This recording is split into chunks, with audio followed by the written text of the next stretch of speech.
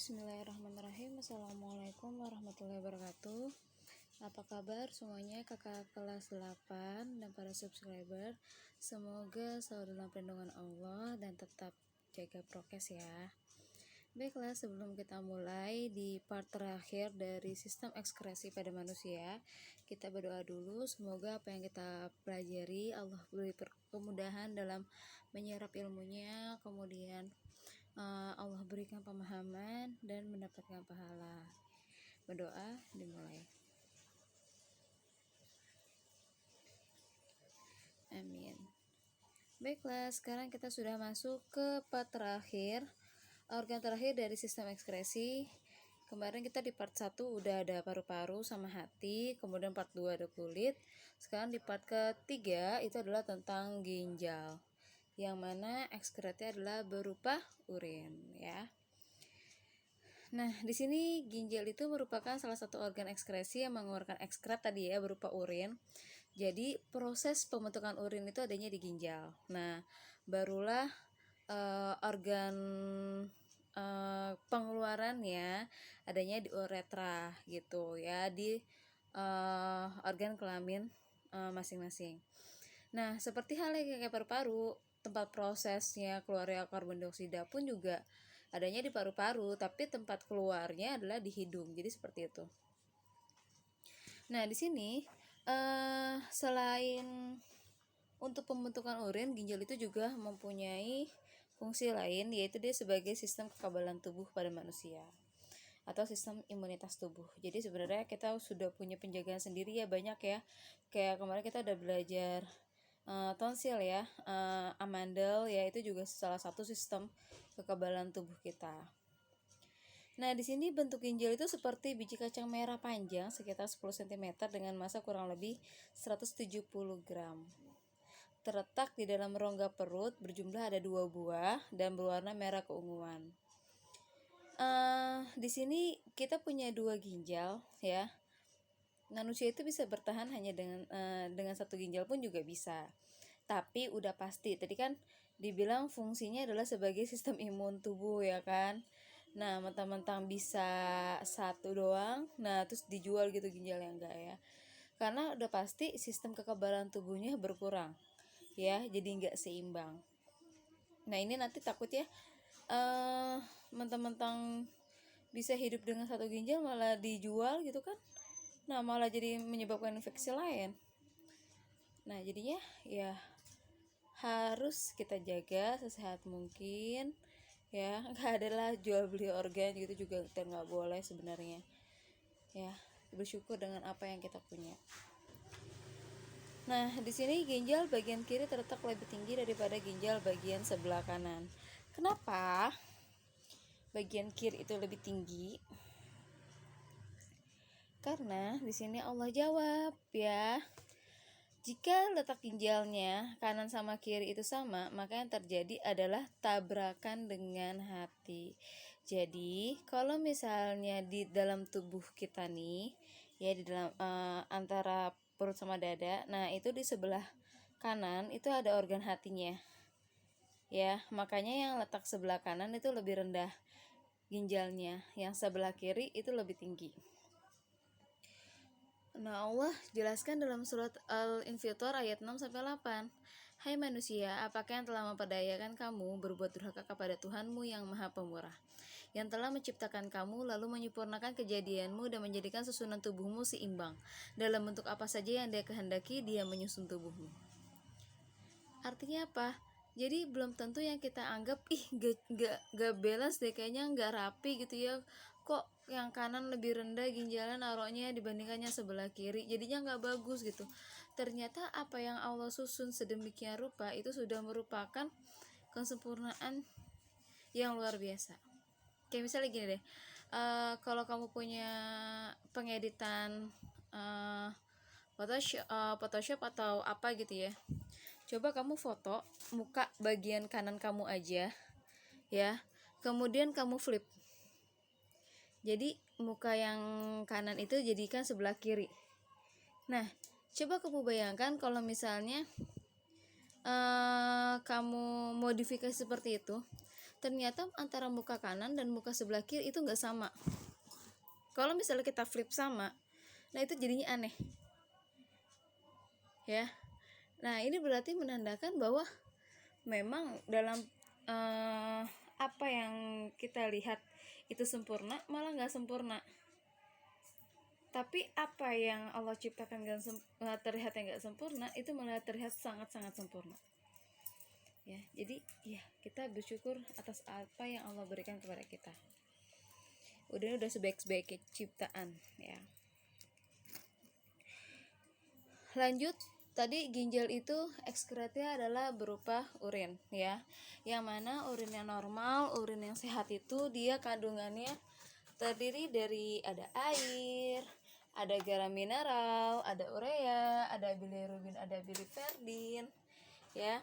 Kemudian pH-nya itu 4,6 sampai 8. Kemudian dia nggak berbau dan tidak berwarna ya. Itu ciri-ciri urin yang normal. Nah sebenarnya urin kita itu juga bisa mengindikasikan apa yang terjadi sama tubuh kita ya. Jadi kayak misalnya kita kurang sehat atau kita keracunan ya. Nah atau kita lagi kayak kita sehat-sehat aja tapi ternyata dalamnya enggak gitu. Nah itu semuanya juga bisa terdeteksi dengan urin. Contohnya gini, kalau warna bening tadi ya, kalau nggak berwarna berarti dia sehat. Nah kalau dia warnanya merah jambu, merah atau kecoklatan ya, nah itu bisa aja ada infeksi di saluran kemihnya ya. Entah di uretranya ya, ataupun di kantong kemihnya, ataupun di ginjalnya. Kemudian warna kuning gelap atau orange ya, biasanya itu kurang minum, demam ya, diare ataupun muntah, biasanya udah mulai gejala dehidrasi. Kemudian kalau warnanya coklat gelap, nah itu bisa sakit kuning atau hepatitis. Ini biasanya penyakitnya nggak disadarin. Kemudian warnanya hijau atau biru, nah ini biasanya karena pewarna makanan atau obat ya, pengkonsumsian obat dalam jangka waktu yang sangat panjang. Nah itu juga nggak baik sebenarnya karena akan bisa merusak hati dan ginjal kita.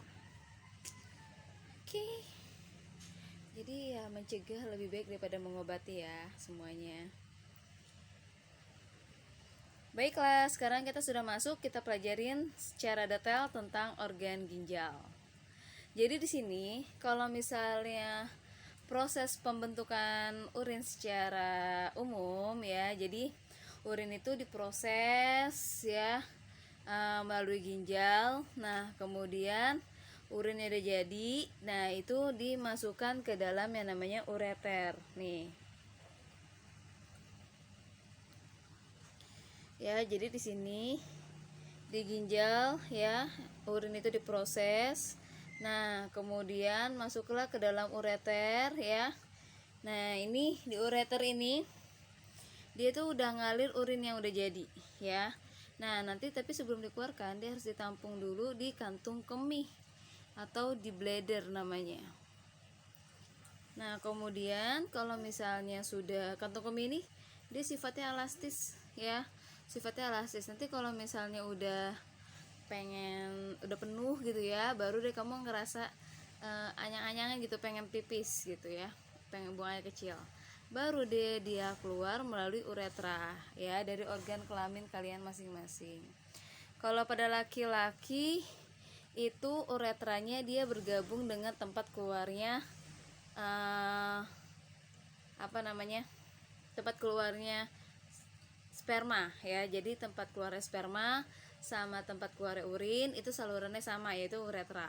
Tapi kalau misalnya pada perempuan ya, nah uretra beda sendiri, tempat keluarnya pipis itu beda sendiri, tempat keluarnya tempat keluarnya bayi gitu ya, nah atau menstruasi itu juga beda sendiri kan. Kalau misalnya menstruasi atau bayi itu keluar melalui vagina, jadi antara vagina sama uretra itu nggak sama kalau pada perempuan. Kalau pada laki-laki, nah tempat keluarnya cairan sperma sama tempat keluarnya urin itu sama. Oke. Nah sekarang Jadi intinya proses pembentukan sampai keluarnya urin jadi ya. Nah, itu ada 4 ya. Pertama, urin itu diproses dulu, dibentuk dulu di dalam ginjal, udah jadi, kemudian dikeluarkan ke ureter, kemudian ditampung ke kantung kemih, kemudian terakhir dikeluarkan ke uretra ya, pada organ kelamin masing-masing. Nah, sekarang kita masuk fokus ke ginjal ya. Bagaimana urin itu diproses. Ya, bagaimana proses pembentukan urin. Nah, di sini kita harus tahu dulu bahwa ginjal itu dia memiliki 3 lapisan. Ya. Ada lapisan korteks, medula, sama pelvis renalis. Ya, jadi pada ginjal itu ada 3 lapisan. Nah, ini lapisan yang paling luar itu adalah korteks, atau namanya sebutannya adalah kulit, yang terdiri banyak sekali nefron. Ya. Nah, kemudian yang kedua, medula. Ya. Kemudian yang terakhir adalah pelvis renalis. Nah, di sini udah pasti akan ada pembuluh darah ya. Ada arteri, ada vena ya, kemudian nanti dari ginjal, dari pelvis renalis nanti dia menuju ke ureter ya. Jadi intinya sih kalau untuk ginjalnya aja, ginjal ada 3 lapisan ya, ada korteks, medula, dan pelvis renalis. Oke, baik. Jadi karena si ginjal itu punya 3 lapisan, berarti ginjal juga punya 3 proses. Jadi setiap lapisan tersebut, di korteks ada prosesnya, di medula ya, di sumsum ginjal itu juga ada prosesnya apa. Kemudian di pelvis renalis, di rongga ginjal itu juga ada prosesnya apa gitu ya. Jadi beda-beda setiap tahapan. Nah, di sini tahapan proses dari setiap lapisan itu, jadi hanya ada 3 ya. Yang pertama adalah filtrasi, itu letaknya ada di korteks. Kemudian ada reabsorpsi, itu letaknya di medula. Kemudian ada augmentasi, dia letaknya ada di pelvis renalis. Oke, sekarang kita bahas satu-satu tentang prosesnya. Filtrasi itu apa sih? Filtrasi itu adalah proses penyaringan darah. Jadi dimana benar-benar di dalam ginjal itu, makanya di urin kita nggak ada darah kan. Tadi kalau ada darah berarti menandakan bahwa ginjal kita itu bisa terinfeksi atau mengalami gagal ginjal. Jadi di dalam ginjal itu nggak boleh ada darah. Makanya pada saat lapisan pertama di korteks itu adalah yang terjadi adalah penyaringan darah. Darah tidak boleh masuk ke dalam ginjal meskipun dia membawa sisa-sisa metabolisme yang harus dikeluarkan dari tubuh ya, tetap dia nggak boleh masuk. Jadi ya sisa-sisa metabolismenya aja yang masuk ke dalam ginjal, tapi darahnya enggak gitu.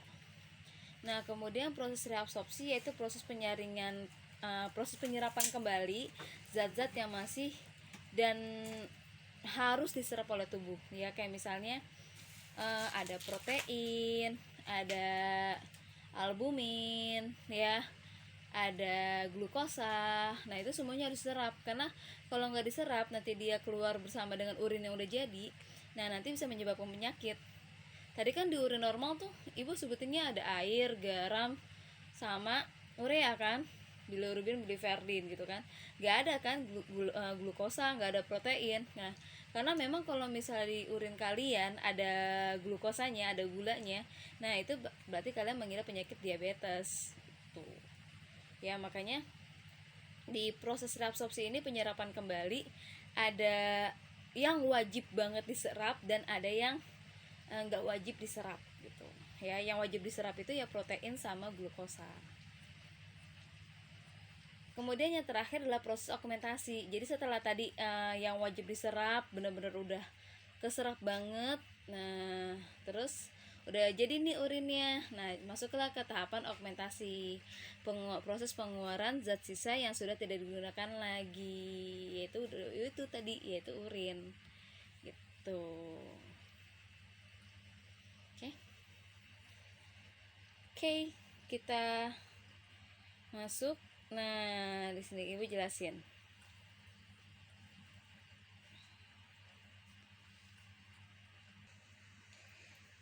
Oke, baiklah. Seperti yang tadi Ibu udah bilang bahwa di bagian ginjal itu dia ada 3 lapisan, yaitu ada korteks, ya. Kemudian ini korteks, ya. Kemudian ada medula, kemudian ada pelvis renalis, ya. Dimana terdapat tempat terjadinya korteks. Nah, di sini ada proses filtrasi. Kemudian di medula ada proses reabsorpsi, dan di pelvis renalis ada proses augmentasi. Oke. Untuk di korteks di sini itu ada tersusun namanya adalah nefron, ya. Bukan neutron. Kalau neutron itu adanya neuron itu adanya di sel saraf, ya. Nanti kalian akan belajar di kelas 9. Kalau nefron adanya di ginjal. Namanya hampir mirip.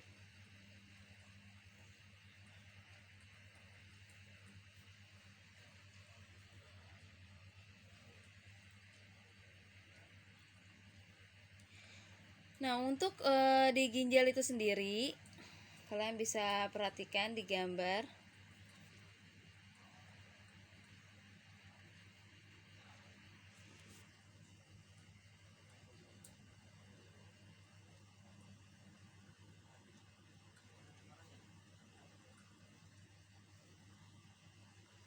Oke. Di gambar ini kalian bisa lihat. Nah, ginjal itu dia terdiri dari tadi 3 lapisan. Nah, dia tersusun semuanya pada nefron. Jadi pembagiannya, kalau misalnya ini nefronnya ada 2, ya. Kalau yang di gambar ini nefronnya ada 2, kita ambil satu nefron aja dulu, yang ini, ya. Nah, jadi pada nefron itu sebenarnya banyak, ya. Nefron tuh banyak sekali. Cuma pada gambar ini ada satu nefron, ini 2 nefron. Padahal sebenarnya nefron itu banyak sekali. Jadi serat-serat korteks itu adalah terdiri dari ribuan nefron. Ya, jadi ini serat-serat nefronnya di sini banyak sekali. Nah, yang pertama di sini ada buletan, itu namanya adalah kapsul Bowman kapsul Bowman dan glomerulus. Jadi kapsul Bowman dan glomerulus ini merupakan kesatuan yang disebut dengan badan Malpighi. Jadi pada korteks, pada kulit itu ada organ, ya, ada bagian yang namanya adalah badan Malpighi.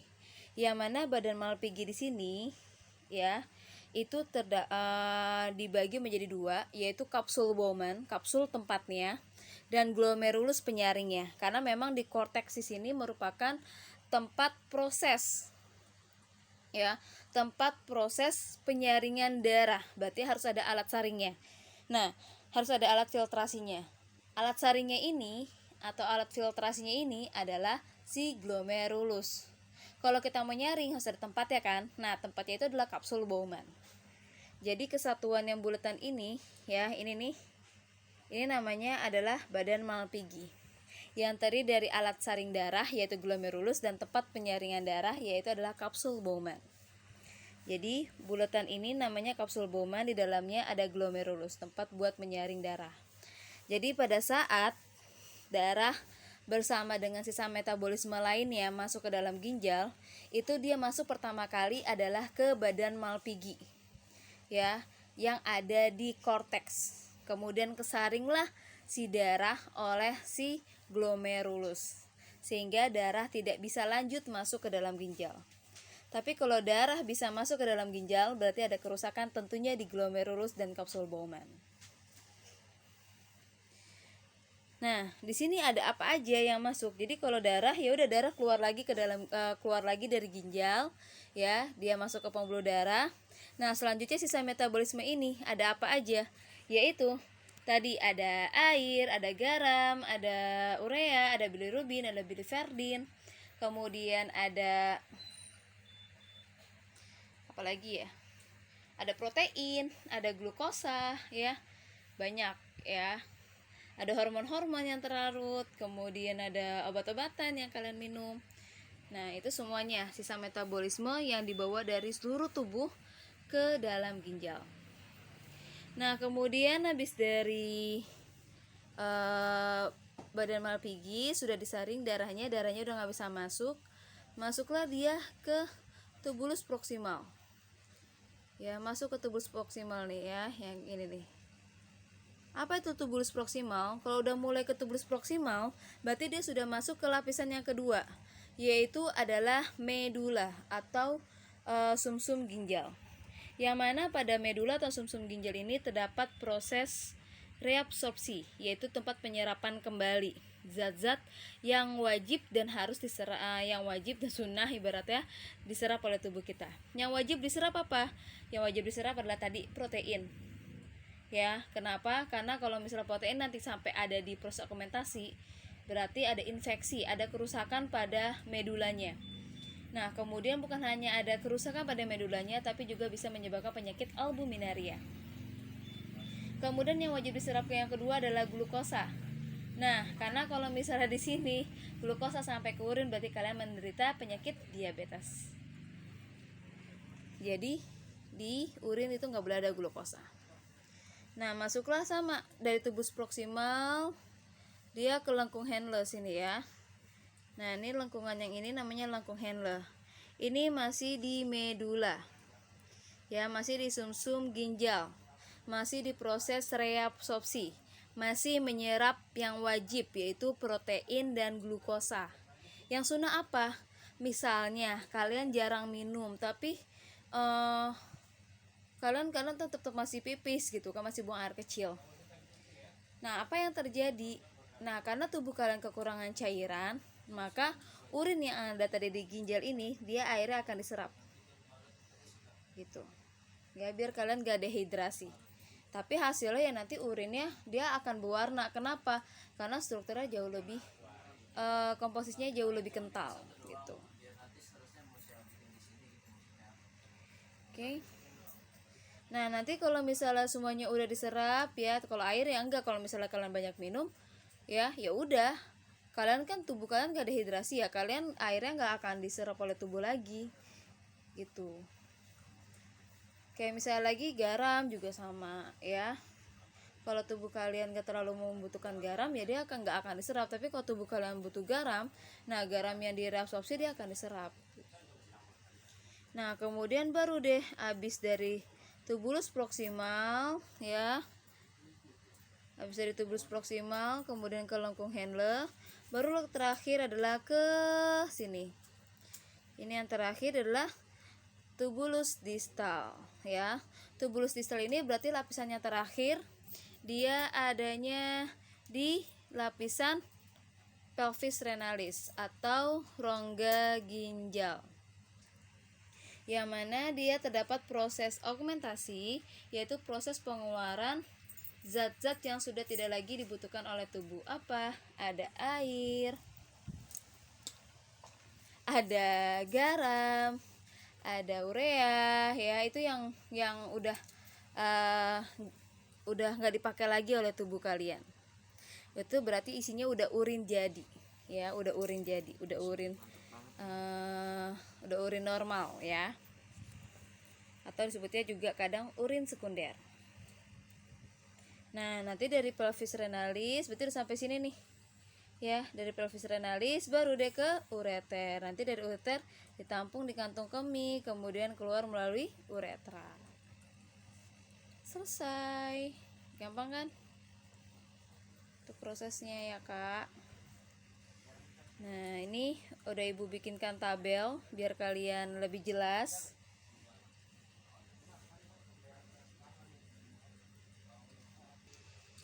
Nah, di sini ada prosesnya. Yang pertama yaitu proses ada filtrasi ya, kemudian ada proses reabsorpsi, ada proses augmentasi. Yang mana filtrasi itu adalah proses penyaringan. Yang penyaringan itu apa? Nyaring darah, air, urea, garam mineral, protein. Maksudnya apa yang disaring? Yang disaring adalah darah. Aduh ya Allah, piye toh. kelihatan. Maaf, ulang.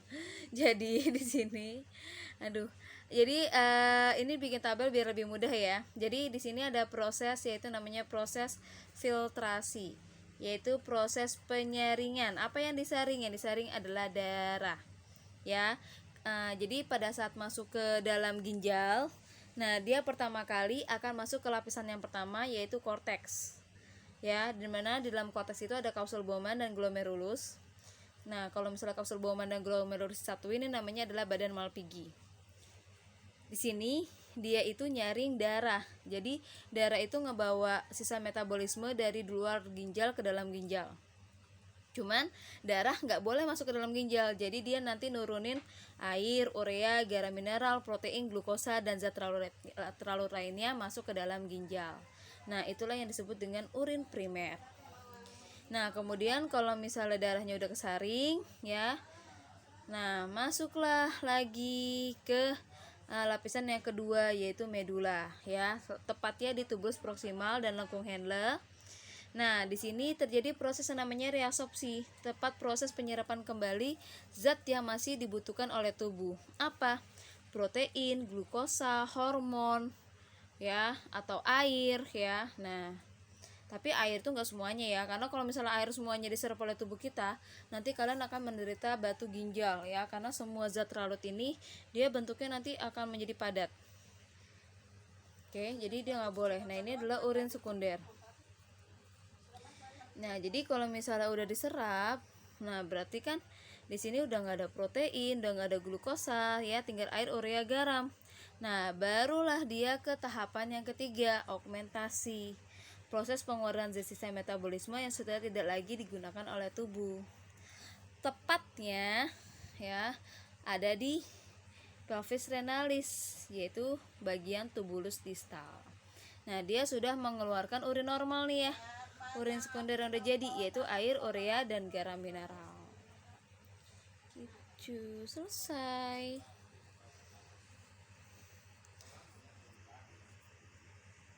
Sekarang kita masuk ke penyakitnya. Ada apa aja sih penyakitnya? Ada penyakitnya tadi, diabetes mellitus, ya, dimana di dalam ginjalnya, ya, dalam proses pembentukan urin. Nah, tepatnya di reabsorpsi atau di medula, di tubulus proksimal dan lengkung Henle, itu dia tidak maksimal dalam menyerap glukosa, sehingga pada saat urin jadi, urin normal, itu terdapat glukosa, sehingga menyebabkan penyakit diabetes mellitus. Nah, ini juga disebabkan karena kerusakan hati yang dia tidak bisa mampu mengatur kadar gula dalam darah. Berarti hatinya tidak bisa memproduksi hormon insulin dengan baik. Nah, mau nggak mau, dia, orang yang menderita diabetes, dia harus melakukan injeksi atau suntik hormon insulin buatan. Kemudian ada radang ginjal atau nefritis. Nah, ini kerusakan pada nefron. Biasanya ada darah atau ada organ-organ lainnya yang masuk ke dalam urin, ya, karena tadi ada infeksi pada nefronnya. Nah, kalau udah kayak gini mau nggak mau cuci darah, ya kan, atau cangkok ginjal, atau bahasanya transplantasi ginjal. Inauzubillah min dzalik. Kemudian ada Beser seni atau diabetes insipidus, ya, dimana kencingnya terus menerus karena naiknya jumlah urin. Ini disebabkan karena tubuh kekurangan dari hormon antidiuretik atau ADH. Kemudian ada lagi batu ginjal, ya. Jadi tadi batu ginjal itu disebabkan karena kalian kurang minum. Nah, sedangkan tubuh mengalami dehidrasi, dia harus menyerap air secara banyak pada proses reabsorpsi. Nah, ini mengakibatkan airnya berkurang. Nah, sedangkan endapan-endapannya itu semakin banyak menumpuk, ya, sehingga menyebabkan penyakit batu ginjal. Yang terakhir adalah gagal ginjal, ya, yang mana gagal ginjal ini adalah malfungsi, jadi ginjalnya itu udah nggak bisa berfungsi lagi, ya mau nggak mau harus dibuang, harus mengalami copot ginjal atau transplantasi ginjal ya. Jadi menerima donor dari ginjal orang lain. Oke, selesai pembahasan kita. Semoga bermanfaat dan dapat mudah dipahami ya. Alhamdulillahirobbilalamin. Assalamualaikum warahmatullahi wabarakatuh.